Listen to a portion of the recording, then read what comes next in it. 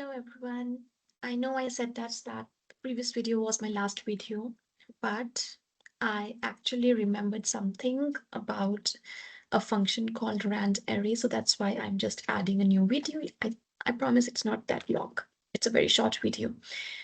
So this is from the random allocation worksheet. Earlier, when I did this, I used the function choose along with rand between. Why I'm doing this again, because I remembered that when I did my certificate, this specifically asked me to use rand array, and that's why I'm doing this again. And the question was something like that. Of course, I don't know the exact, but it was like 10, 20, 30. So whatever it was, whatever the number was, every number had the same, like 10, 20, 30, or 100, 200, 300 at the end of it.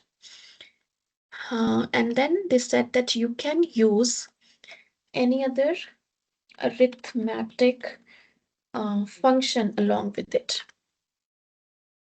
So, so now I'll be using rand array here because they asked me to.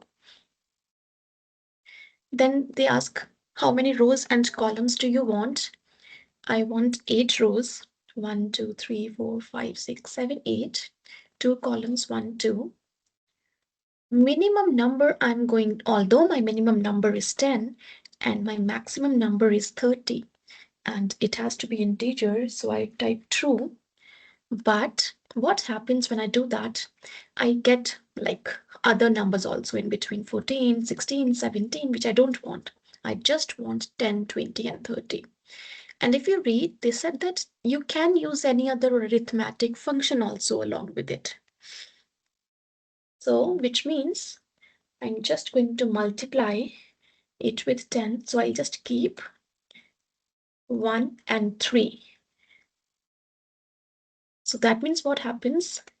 I say that my minimum number is actually 1, maximum is 3. There are just 3 possibilities because it's an integer, 1, 2, or 3. And multiplying 1 by 10, you get 10, 20, 30, and that's all. And this was the question that I saw. So that's it. I might add more videos, but as of now, that's the end of it. Thank you so much.